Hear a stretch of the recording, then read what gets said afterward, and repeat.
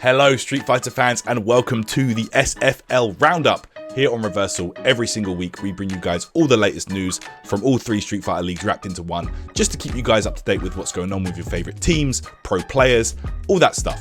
If you do enjoy these videos, please don't forget to hit that subscribe button and consider leaving a comment down below. That really helps us grow and helps us spread the word with what we're trying to do here on Reversal. With that being said, let's get right into the action.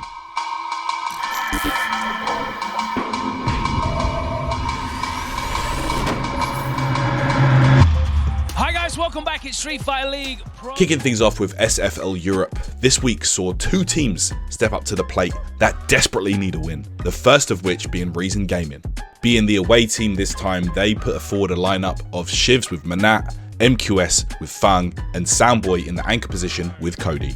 Going up against the formidable 0-0 Nation, it was to be seen who they put forward to play these matchups. In a surprise move, Rickman's Barnet was the one to step up against Shivs and offered themselves a Manat mirror match, normally something players shy away from in Street Fighter V. It was a back and forth first game, but it was Rickman's to take it with this clutch back throw just before those V-trigger orbs hit him. In the second game, Shivs opted out of that Manat mirror match that was proposed and instead went with his Laura in an attempt to catch the slippery character. But in the end, the Swedish player proved to be too strong, getting away at every opportunity, avoids that command grab with the V-shift and gets 10 points on the board for his team. Again, the V-shift came out.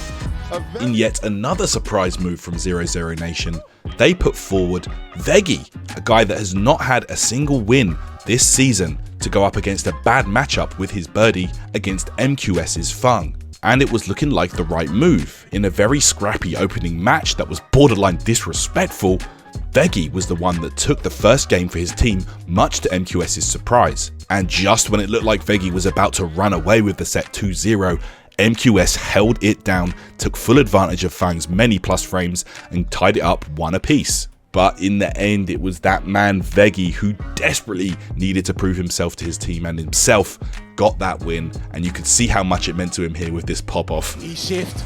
Oh! There you have it!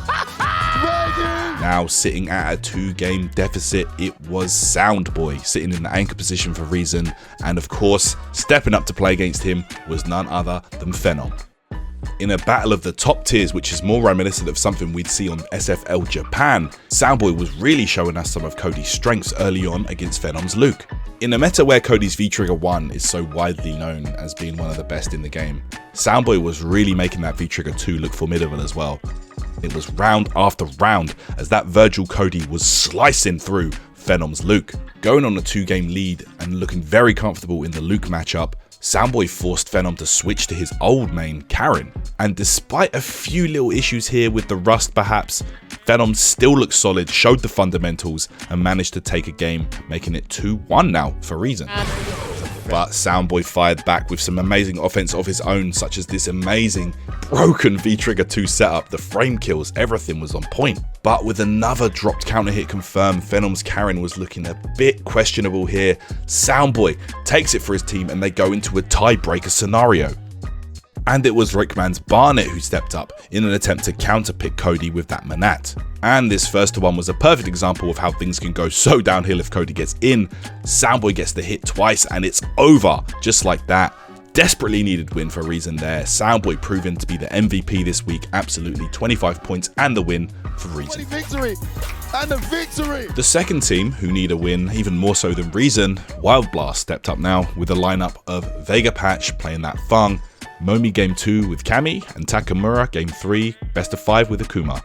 The strategic counterpoints were in full effect as Problem X stepped up with his M Bison against Vega Patch's Fang. The first match was actually very back and forth considering the favourable matchup for M Bison. It was perhaps even swinging in Vega Patch's favour, but this costly error, not activating the V-Trigger on the sweep, cost him, and Problem X taking full advantage to get that first game on the board.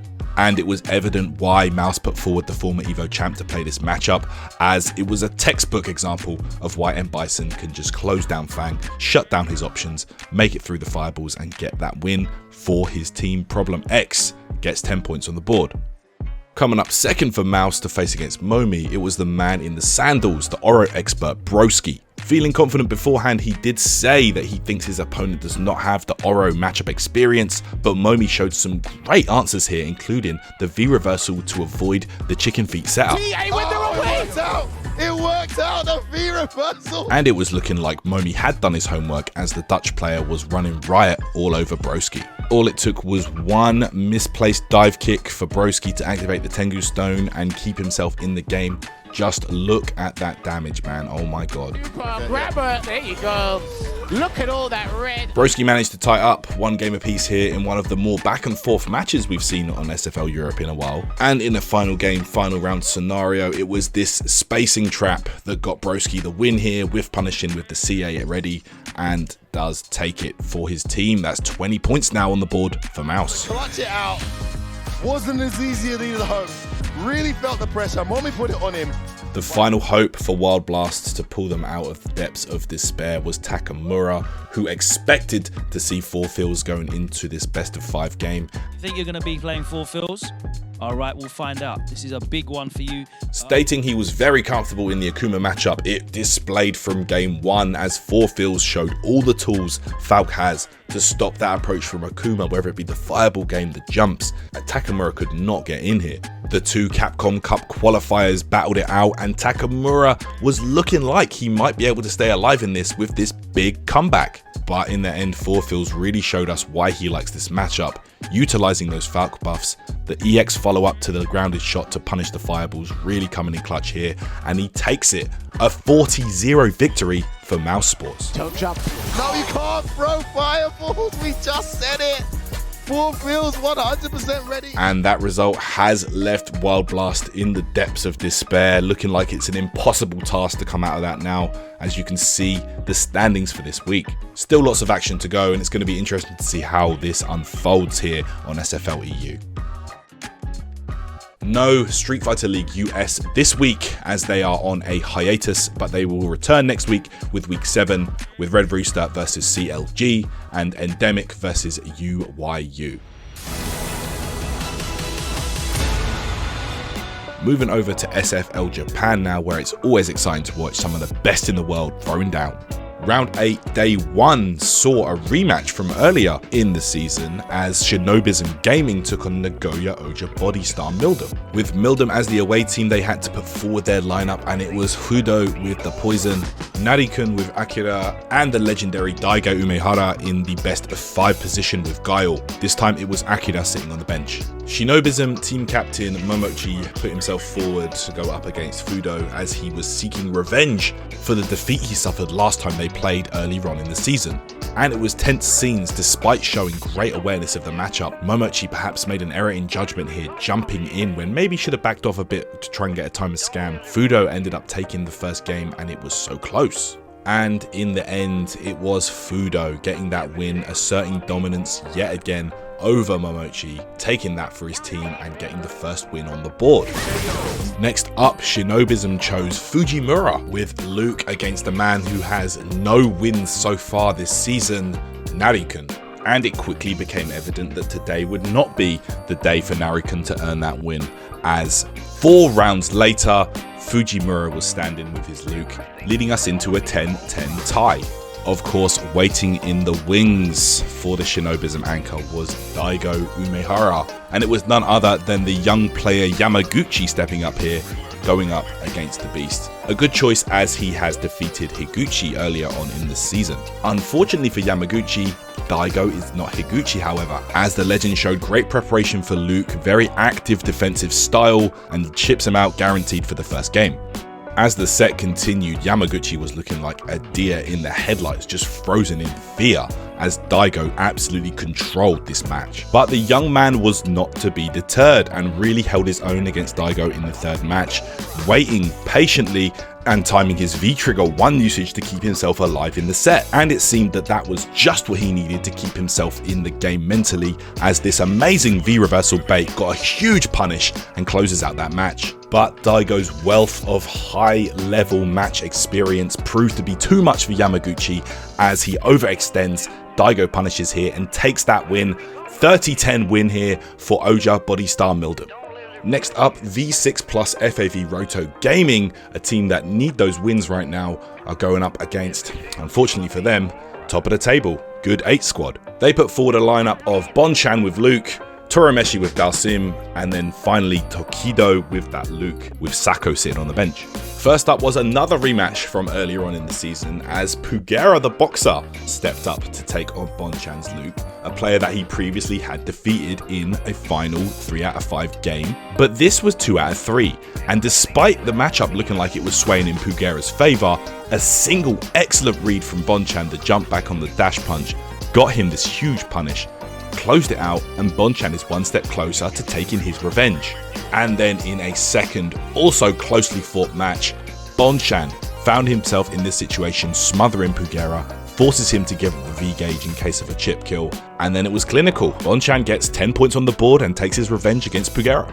Next, the Dalsim player Turameshi steps up, and of course Good 8 squad want to take full advantage of all the best matchups they can possibly get, as the former Capcom Cup champion Gachikun steps up with his Rashid. And you could see in the final round of the first game here, the second Gachikun realized that Dalsim did not have access to V-shift or V-reversal, he smelled blood in the water and would not let up. This guy was going in.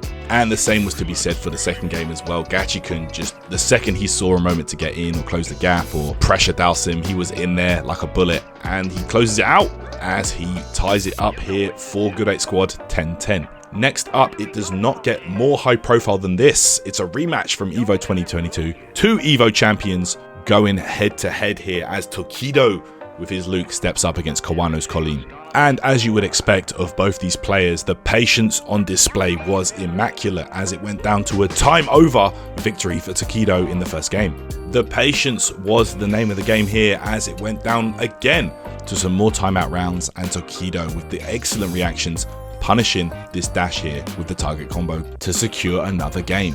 But the young champion was not to be deterred by this, however, and hung in there, showcasing excellent instinct and knowing when to strike, when to back off. Everything was on point here, and this amazing V-shift bait on the DP to close it out was just the cherry on top. But in a running theme here on this week's SFL Japan, experienced proved king, as Tokido was able to take it here. Kawano misspaced the sweep just a little bit out of range. Tokido gets the punish there and secures V6 Plus FAV Roto Gaming a 30-10 point win here over the top of the table. They've got to be happy with that. And you can see the tables here as we come to a close on day 1. Roto FAV moving up there, pushing Saishu Cancel down, and Good 8 squad still sitting very comfortable at the top of the leaderboard. Team Detonation and Ixa looking like the danger zone for them right now. Kicking off day 2 now, and it was a face-off between the two teams that are really in need of a win right now. At the bottom of the leaderboards, it was Detonation versus Team Ixa. As the away team, Ixa put forward a lineup of Storm Kubo with Alex, Crusher with Birdie, and Inaba at the back with M. Bison. And it was a battle of the big bodies as Itabashi Zangief stepped up with his Abigail.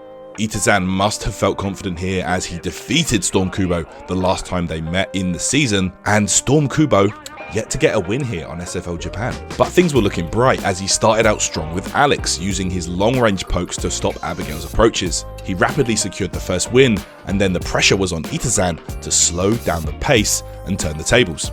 A couple of excellent reads got him the win there in the second game, and it was 1-1. But Storm Kubo's momentum was too strong, and you can see here once Alex gets a life lead over Abigail, it can be very difficult to come back.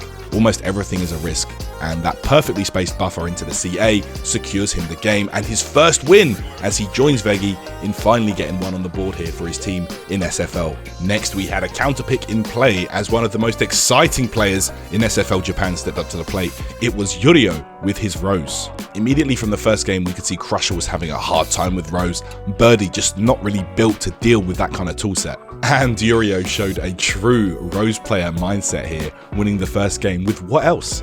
A backdash. And despite a valiant effort from Crusher in the second game, it was not to be. Rose with all those projectiles on the screen, looking like a game of Toho. Yurio ran away with it, tying the game up here now 10 points per team. Stepping up to play against Inaba's and Bison, it was surprisingly Nauman, a player that has not really had much success this season, and it was looking like his worrying ways might continue as Inaba was looking very effective in the neutral here against Luke. But the young EVO Japan champion was not to be deterred, as after a festive stage switch, looked a lot more comfortable. And with one of the craziest V-Skill 2 anti-air combos Luke can dish out, Nauman was looking like he was ready to run away with the win. Inaba, however, was not feeling the holiday spirit and took us back to Halloween, where he was looking like he was ready. With an excellent bait on Nauman's DP, we go down to a final game. And with the clock ticking down to its final moments, Inaba took the risk with the Psycho Blast dash follow-up. Nauman spaces a back throw perfectly and gets that, secures a win on the board for Detonation, and the losing ways continue for Team Ixa. Another two teams sitting in the danger zone here. Gyogen went up against Saishinkan Seoul, and Gyogen put forward a team of Mizuha with Cody, Machabo with Nakali, and Mago with Luke, with Moke sitting on the bench. And it was the legendary Dalsim YHC Mochi stepping up to the plate here in a matchup that a lot of Cody's rightfully feel is not that fun. It wasn't looking too bad, but this subpar punish with Mizuha leaving so much damage on the table when he could have potentially killed was his downfall, as Mochi ended up taking the first game for his team. And the misfortune continued as Mizuha once again, despite his spacing and patience looking very good, left White Sea Mochi alive with just a sliver of health, which was more than enough for him to stay alive and secure the win with this CA from the buffer, Saishinkan Seoul with a 10-point lead. Up next was one of the very few Nakadi players still to exist on this planet, as Machabo stepped up, but none other than Nemo was waiting for him with that Urian. And Machabo was showing us just how scary Nakali still is, securing the life lead and just utilizing the plus frames to great effect. This excellent whiff punish secured him the first game. But he wasn't the only one reminding us of a character's strengths, as Nemo was putting that Aegis Reflector to great use, forcing these checkmate situations and putting Machabo in a horrible situation here. As we go into the final game, it was that very Aegis Reflector that ended up being the downfall of Nemo, as Machabo weathered the storm, just patiently blocking, and then took his chance there, got a trade for the win. Even more Urian action now in a master versus student matchup. It was Mago going up against Shuto. Coming out the gate, it was looking like Mago was having a horrible time dealing with this brick wall defensive Urian. Sitting on a comfortable life lead and taking little to no risks, Shuto comfortably secured the first match. Keeping up the pace now, it was Shuto setting up the Aegis Reflector and making Mago guess, and the guess was wrong, as it was a 2-0 lead for Saishinkan Seoul in the final match here. Not about to be shown up by one of his students though, the 2D God showed his mastery of this genre as his crouch medium found the mark as he started to mount a comeback for his team. In the final game, however, Mago refused to sit still. He was pressing all the buttons, getting clipped at every opportunity, and everything working out for Shuto as he gets the win and secures Saishinkan Seoul a 30-10 victory over Gyogen. And you can see here the end of week 11 leaderboards. Saishinkan Seoul have moved up slightly, keeps them a bit more competitive here. Gyogen not so much, but Detonation and Ixa are scrambling. They are desperate for any kind of points right now because it's looking like it's all but over for them. Good 8 squad currently leading the pack, but anything could happen in the coming weeks. Let's see how things unfold here on SFL Japan. And we can see the lineup for week 12 here on SFL Pro League Japan, as Gyogen take on Detonation, and unfortunately for Team Ixa, who need a win, they're up against the formidable Shinobism Gaming. And that is going to be it for this week, guys. Thank you so much for tuning in. Really appreciate all the feedback you've been giving us lately. Really does help us grow. Don't forget to drop us with that like, comment, and sub. And yeah, Tyrant this week stepping in for Logan, and it was a lot of fun to bring you guys the news for both the Roundup and the SFL Roundup. If you did enjoy the content, guys, don't forget you can catch me streaming regularly on Twitch at Tyrant_UK pretty much every day. But with that being said, appreciate you guys supporting Reversal, and we will see you next time for some more content. Take care, everybody.